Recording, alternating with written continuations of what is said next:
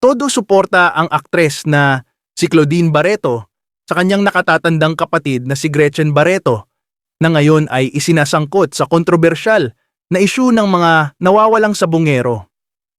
Buo ang paniniwala ni Claudine na inosente si Gretchen at walang anumang kinalaman sa pagkawala ng mga sabungero na hinihinalang itinapon sa Taal Lake. Ayon kay Claudine, malinaw ang kanyang paninindigan na walang kaugnayan si Gretchen sa anumang iligal na aktibidad o karahasang may kaugnayan sa naturang kaso. Sa gitna ng kaliwat ka ng espekulasyon, nanindigan si Claudine na ang kanyang kapatid ay walang kasalanan at patuloy na nagpapakita ng dignidad at katahimikan sa kabila ng mga paratang. Dagdag pa ni Claudine, kilala niya si Gretchen bilang isang taong hindi magagawa ang mga ganitong klasing bagay at wala rin umano itong dahilan upang masangkot sa anumang krimen. Hindi kailanman papatol si Gretchen sa ganyan. Alam ko ang puso ng kapatid ko at kampante akong wala siyang kasalanan, pahayag ni Claudine sa isang panayam. Samantala, nananatiling tahimik si Gretchen Barreto sa usapin at pinipiling huwag munang magbigay ng anumang pahayag sa publiko habang isinasagawa ang investigasyon ng mga awtoridad. Patuloy naman ang panawagan ng publiko para sa hustisya sa kaso ng mga nawawalang sabungero at umaasang lalabas ang buong katotohanan sa tamang panahon.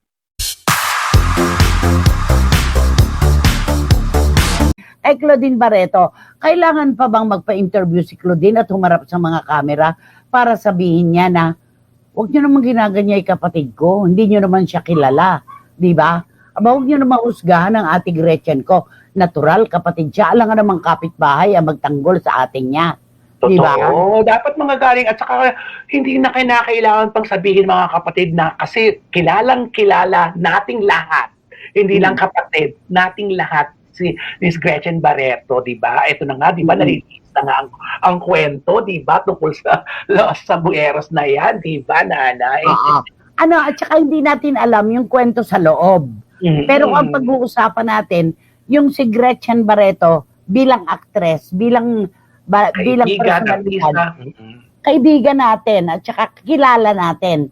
Pero hindi natin sasalatin yung kwento ng mga nawawalang sabungero dahil wala tayong alam doon. Pero siyempre si Claudine, suportado niya kapatid niya, di ba? Tama lang naman. Pamilya talaga, laging nakaano yan, nakatabi, di ba naman? Correct.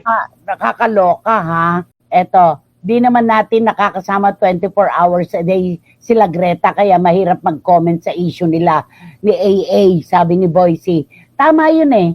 Hindi naman natin alam kung ano yung nagaganap, di ba? Sila, problema nila yan, pero para po sa amin, na magkakasama sa Hanay, natural, kilala namin si Gretchen eh, di ba? Hindi maiaalis sa atin ang magsabi na, wag nyo naman siyang husgahan. Correct. Kaya pag alam, dapat wag nang sumausaw, wag nang magkomento kapag walang alam. Yun eh.